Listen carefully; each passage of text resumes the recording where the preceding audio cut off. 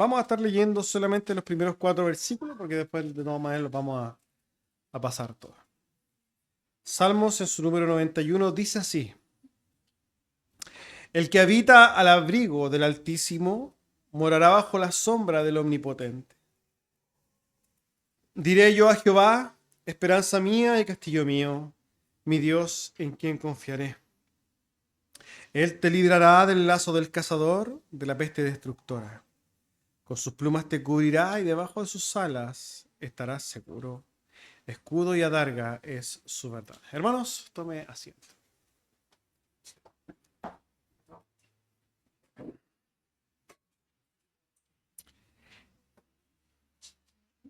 Salmo maravilloso, salmo conocido, el día de hoy, el que nos convoca, ya leyendo los primeros 4 versículos, yo los seguiré leyendo.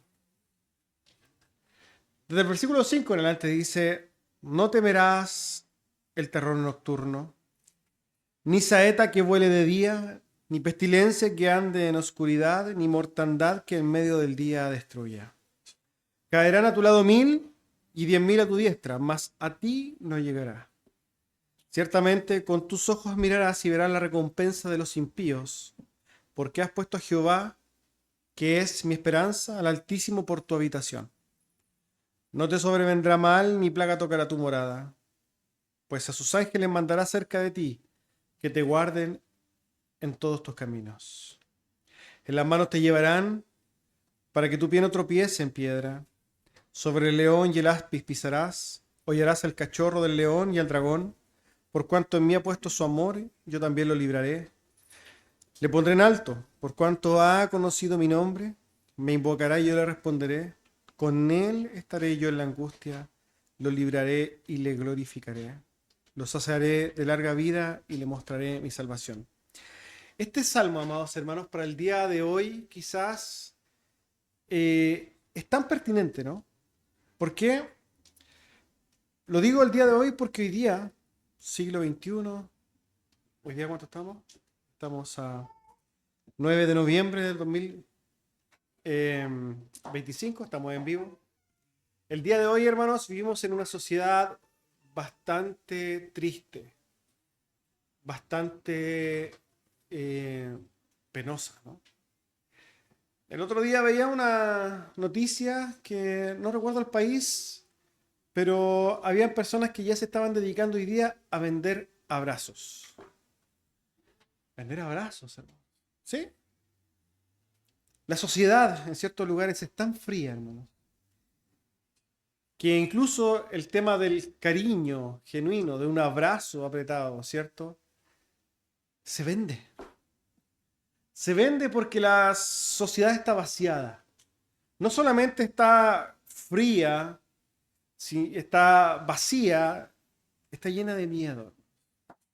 Hoy día también, hermanos, vemos en nuestra sociedad que el peligro abunda por todos lados. La inseguridad. Tenemos una crisis de inseguridad. Y es un reflejo que quizás vemos a todos lados. Peligros a la delincuencia. Peligros relacionados a la salud. La gente vive temerosa, por ejemplo, por la economía. ¿Qué va a pasar mañana con mi posición económica, con mi situación económica? Temores que se manifiestan en todos lados. Los padres tenemos temores con nuestros hijos. Los que trabajamos tenemos miedo de perder nuestros trabajos.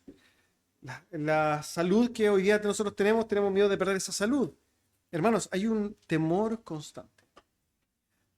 Y salmos como este muchas veces son de mucho aliento para las personas. Son palabras que de verdad alientan. Las palabras no son vacías. Las palabras producen cosas en las personas. Y en tiempos de aflicción, en tiempos de temor, en tiempos de inseguridad, palabras como las del Salmo 91 vienen a ser de profundo aliento para las personas. ¿A quién no le gustaría o quién no le gusta oír que morará bajo la sombra del Omnipotente? Que va a vivir, ¿cierto? Cobijado por Dios. El Salmo dice también que Dios te librará del lazo del cazador. Son formas, ¿cierto?, de expresar el cuidado que Dios tendrá para con quienes oyen, en primer lugar, este salmo, para quienes lo leen. Dios te cubrirá de la peste destructora. ¿Quién no quiere oír que Dios nos cubriera de estas cosas? Con sus plumas, ¿cierto? Como quizás un ave que cuida sus polluelos, con sus plumas te cubrirá y debajo de sus alas estarás seguro. Son palabras que, hermanos, de manera maravillosa, atacan, suplen las necesidades de las personas el día de hoy. Las necesidades que nosotros vemos hoy día son suplidas por palabras de consuelo de este salmo. No temerás el terror nocturno, ni saeta que vuele de día. Esta quizás es una palabra de aliento o palabra de seguridad para aquellos que viven con una inseguridad de lo que va a pasar afuera cuando salgan a la calle. ¿Es que vendrá alguien y me pasará algo? ¿La delincuencia me tocará? Encontramos palabras como no temerás pestilencia que ande en oscuridad. Aquellos que tienen temor, ¿cierto?, de la salud, aquellos que tienen temor de padecer enfermedades, el Señor ahí lo que nos dice o lo que Él enseña o lo que Él dice son palabras de alientos para todos ellos. Dice que tampoco temerás mortandad que en medio del día destruya. A pesar, ¿cierto?, de que nosotros vemos hoy día muertes, asesinatos, homicidios, el Señor dice que no tendremos miedo a esa mortandad porque caerán a tu lado 1000 y a tu diestra 10.000. Pero a ti esa mortandad no llegará. Son palabras preciosas, ¿no? Palabras lindas, palabras que son de ánimo, palabras que nos dan seguridad, porque por lo demás nosotros sabemos que el que las dice es el Todopoderoso. Todo está en control de aquel que está diciendo estas cosas. Por tanto, son palabras que no son mentiras. Sigue diciendo entonces el Señor, no te sobrevendrá mal. Este es un miedo latente, ¿no?, de la gente. ¿Qué pasará mañana? ¿Tengo miedo de lo que me podrá pasar mañana? ¿Vivo con pánico, con angustia en virtud de lo que me pudiera pasar? El Señor dice a ellos entonces, ni plaga tocará tu morada. ¿Por qué? Porque sus ángeles mandará cerca de ti para que te guarden en todos tus caminos. Palabras de aliento. Profundas palabras de aliento. Sobre el león y el áspid pisarás, hollarás al cachorro del león y al dragón. Cuando las personas se ven enfrentadas a temores de cosas grandes, ¿no?, cosas con las cuales no podría pelear, el Señor dice, yo voy a salir en defensa tuya, yo voy a luchar tus batallas, los problemas que quizás no veo solución, el Señor dice, no te preocupes, yo lo haré. Me invocará aquel y yo le responderé, dice Dios, con él estaré en la angustia. El Señor no solamente se preocupará de protegernos, sino que nos consolará en la angustia. Él nos librará y nos glorificará. Nos saciará de larga vida y nos mostrará entonces la salvación. Sin lugar a dudas, cuando nosotros meditamos en estas palabras, hermanos, son de mucho aliento.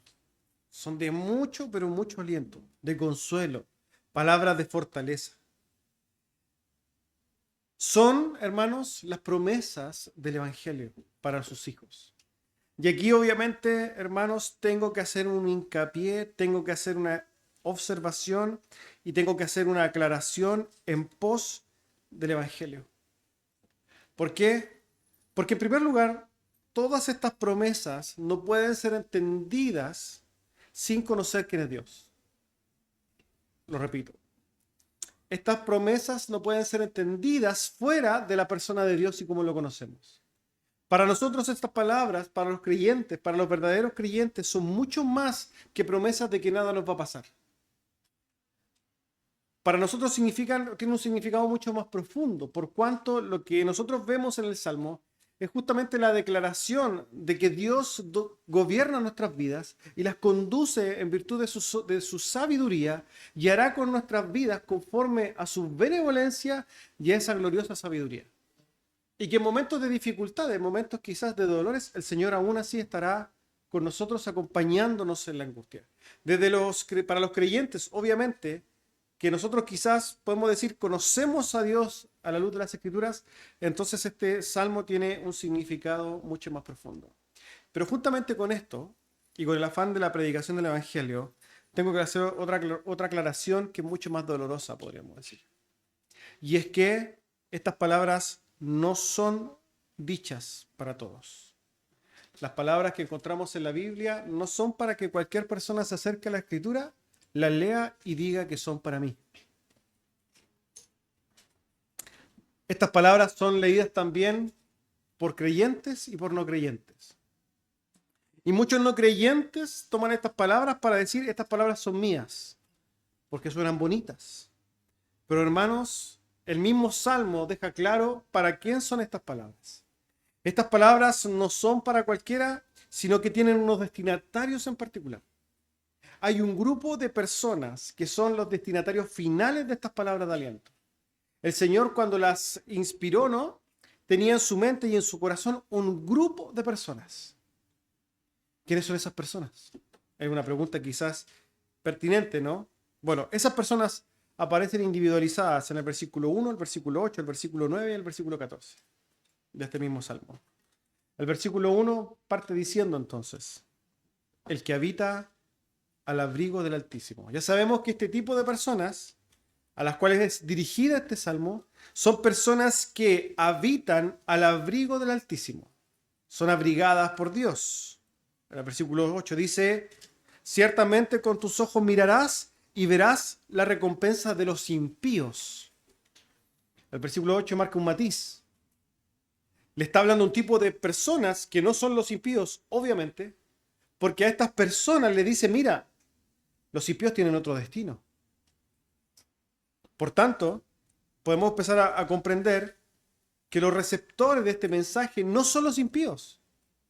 Por el contrario, son los creyentes. Estas palabras, hermanos, son dadas a los creyentes. Versículo 9. Porque has puesto a Jehová, que es mi esperanza, al Altísimo por tu habitación. Este grupo de creyentes son los que realmente han puesto a Dios por su habitación. Moran, ¿cierto? O habitan al abrigo del Altísimo y lo han puesto entonces por su habitación. Y el versículo 14 dice, por cuanto en mí ha puesto su amor, yo también lo libraré.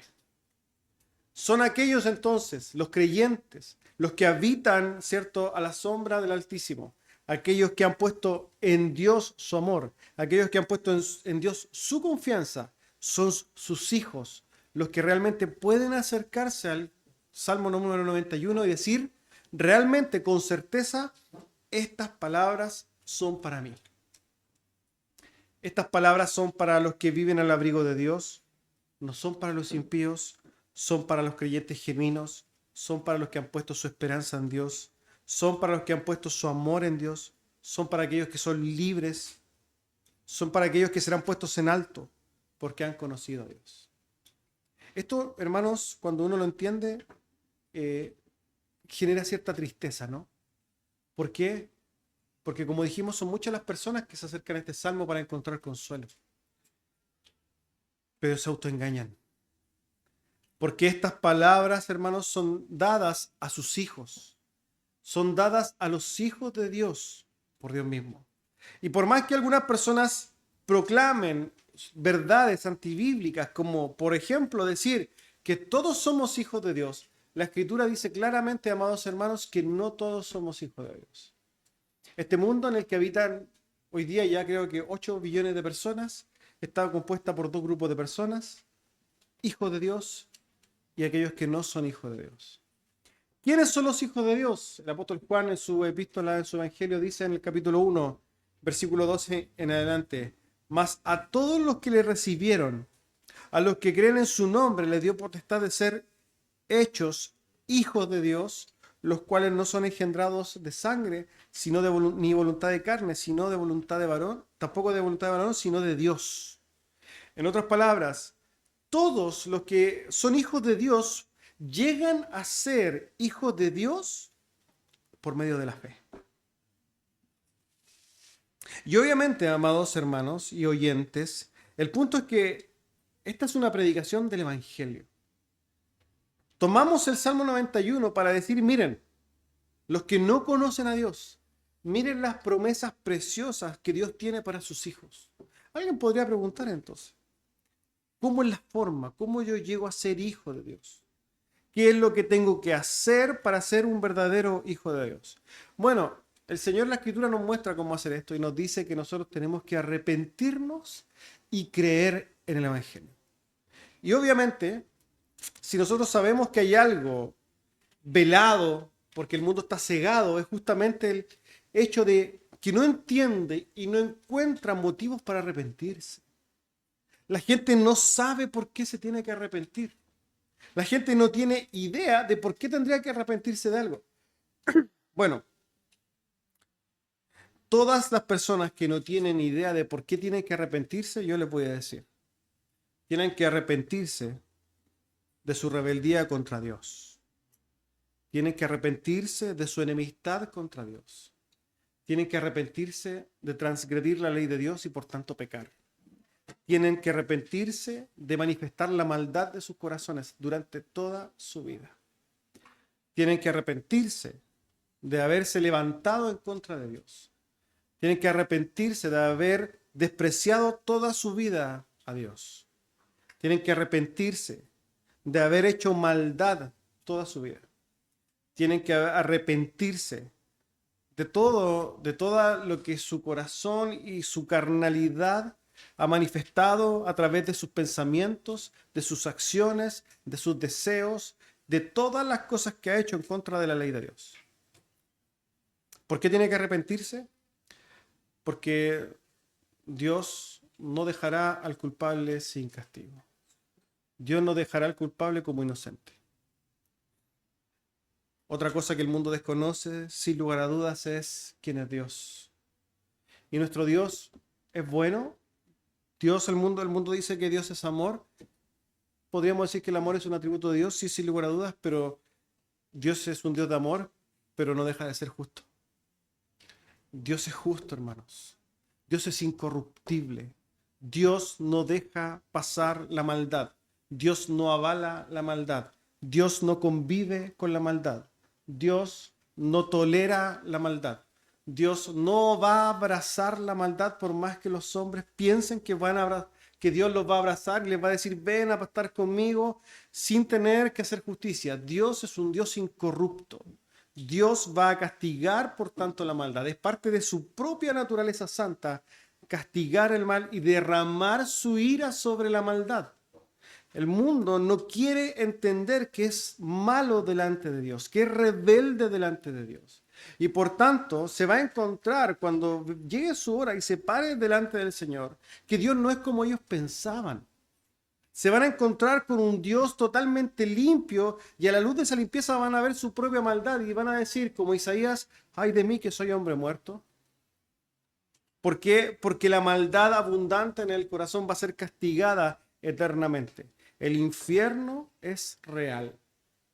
El infierno es el justo castigo por transgredir a un Dios eterno. El infierno no es un juego. Es una perfección del carácter santo de Dios. El infierno no es vamos a meterle miedo a la gente, no. Es la consecuencia lógica de transgredir a un Dios eternamente santo. Por tanto, no estamos hablando de algo trivial, estamos hablando de algo tremendamente complejo, porque esa es la realidad. Por tanto, todo aquel que oye estas palabras y que no es hijo de Dios, tiene que asustarse derechamente, ver en sí su propia realidad y darse cuenta de que si muere mañana, y ojo con esto, porque el mundo piensa que tiene los días sin contar, como que puede de alguna manera tener el dominio de su vida y se cuida y de alguna manera piensa que va a llegar a los 70, a los 80 años, no tiene ni siquiera un minuto contado y asegurado en la vida.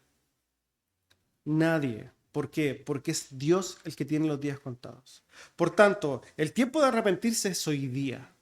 La Escritura dice entonces, y llama a todos los que oyen el Evangelio a arrepentirse en primer lugar, a mirar su maldad y decir, hay que cambiar de lugar, hay que cambiar de anhelos, hay que de alguna manera empezar a caminar en pos de otras cosas. El mundo hoy día ofrece muchas seducciones, ¿cierto? Muchas consignas, o muchas metas vanas. El Señor dice, deja eso. Y entonces sí camina hacia la cruz de Cristo.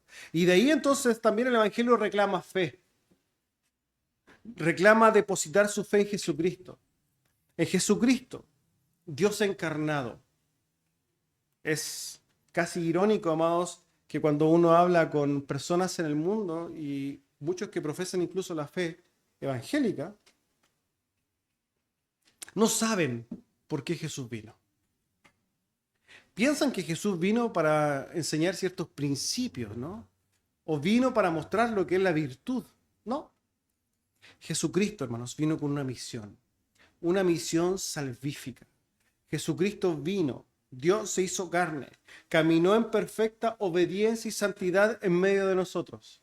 Ciertamente nos reveló la ley, pero cumplió mucho más que eso. ¿Por qué? Porque sin tener culpa sufrió la ira de su Padre, la muerte en la cruz, el castigo en la cruz del Calvario. Y murió para satisfacer la ira de Dios.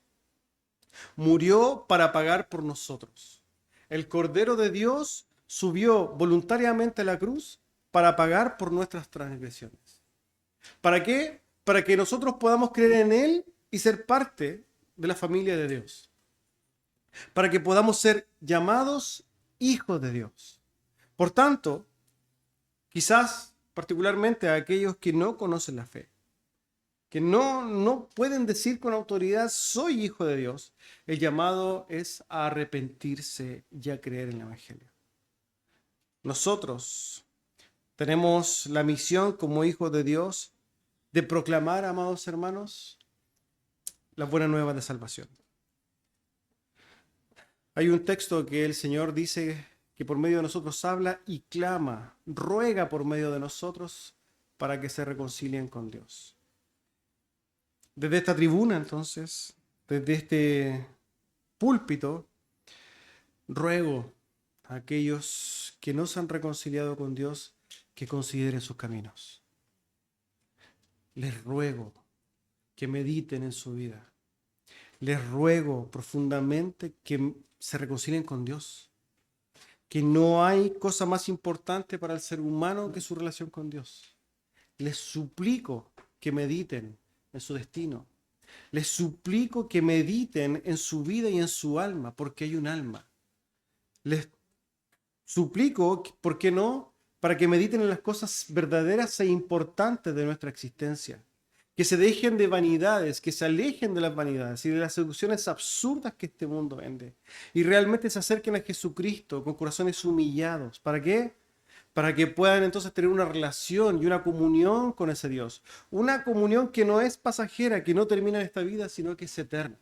Ahora, nosotros, hermanos, que sí somos creyentes y que sí hemos abrazado el Evangelio y que sí somos hijos de Dios, hermanos, tenemos la misión tanto de proclamar la buena nueva de salvación, pero también de contemplar la obra gloriosa de salvación. No tenemos, hermanos, que dejar de creer y dejar de admirar la vida perfecta de Jesucristo. No tenemos que dejar de mirar y ¿por qué no?, tener tiempo de reflexión respecto de la pureza y la santidad de Cristo caminando entre nosotros. No tenemos que dejar de meditar en el sacrificio vicario a la luz de nuestra propia maldad. El Evangelio, amados hermanos, el sacrificio de Jesucristo por nosotros.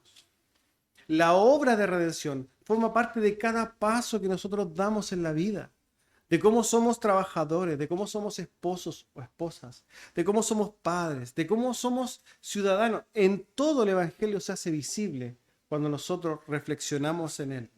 No dejemos de proclamar la muerte de Jesucristo y tampoco su resurrección. No dejemos entonces de meditar en el glorioso Evangelio de nuestro Señor Jesucristo. Les invito a orar, amados hermanos.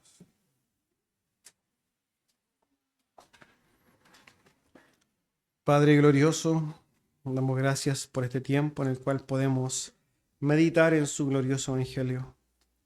Rogamos, Señor, por aquellos que aún no abrazan la fe, para que usted, Señor, transforme sus corazones, para que usted les dé claridad, Señor, para que quite la venda de sus ojos y puedan salir, huir de las tinieblas para ir a su luz admirable. Rogamos por todos aquellos que oyen, Señor, y también por los creyentes, para que mediante la meditación del Evangelio podamos crecer, Señor, en gratitud y en santidad. Le damos gracias en el nombre de Jesús. Amén.